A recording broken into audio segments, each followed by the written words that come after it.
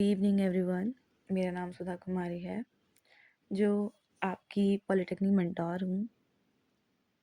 आज हम डिस्कस करेंगे कि पॉलिटेक्निक हमें क्यों करनी चाहिए, पॉलिटेक्निक है क्या, पॉलिटेक्निक करने से हमें क्या फ़ायदे हैं, क्या लाभ हैं और निष्कर्ष।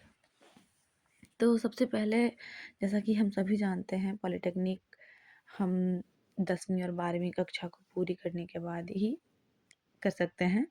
यह एक बहुत ही महत्वपूर्ण करियर विकल्प है। इस बारे में हम आगे जानेंगे।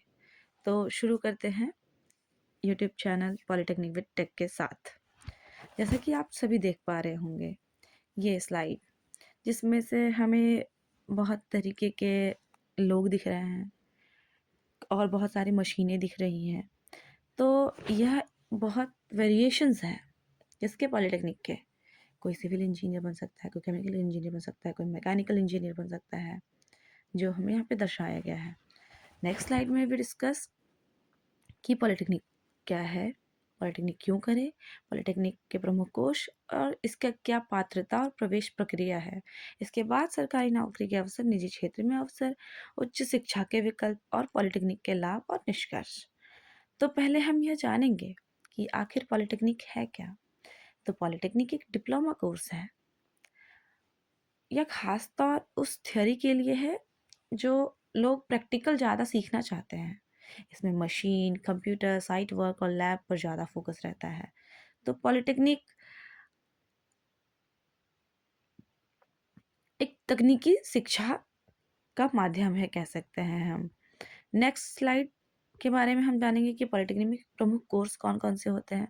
तो diploma in engineering, diploma in mechanical engineer, diploma in electrical engineering, diploma in electronics and communication engineering, diploma in computer science engineering, diploma in automobile engineering, diploma in information engineering, diploma in chemical engineering, diploma in electronics engineering और diploma in civil engineering. ऐसे ही अन्य बहुत सारे courses हमें polytechnic में देखने को मिलते हैं। अब आगे हम यह देखते हैं कि हम इसमें कैसे प्रवेश पा सकते हैं, इसकी पात्रता क्या है। तो इसका जो न्यूनतम पात्रता है यह कि हमें 10वीं या 12वीं पास होना बहुत ही ज़रूरी है।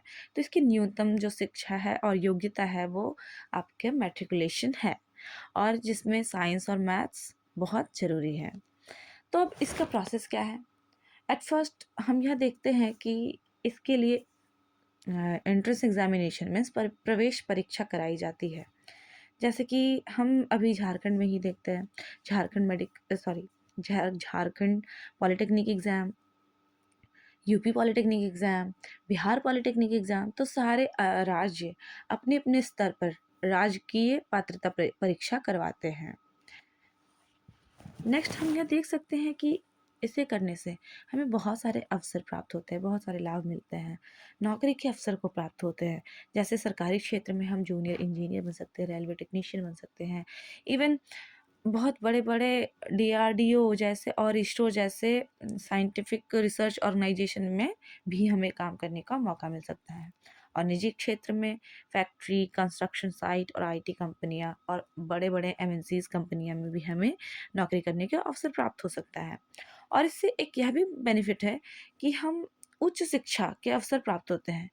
बीटेक जो 4 या 5 साल का कोर्स है वो हमें इसमें से रियायत मिलता है, और जो 3 साल का कोर्स बन जाता है अगर हम आफ्टर डिप्लोमा बीटेक करें। तो निष्कर्ष में हम यह देख सकते हैं और कह सकते हैं कि पॉलिटेक्निक करना कितना आसान और कम समय, कम खर्च और ज़्यादा स्किल सीखने को मौका देता है। यह एक स्मार्ट करियर विकल्प है जो हमें आगे की पढ़ाई को, नौकरी को, सम्मान और तीनों देता है।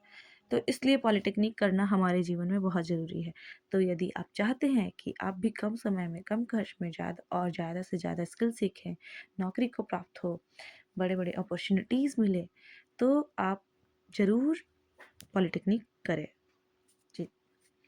तो मैं आपको इसके लिए थैंक यू कहना चाहती हूँ। तो आज का सेशन अभी एंड करते हैं, कल से हम अपना क्लास कंटिन्यू करेंगे। Thank you.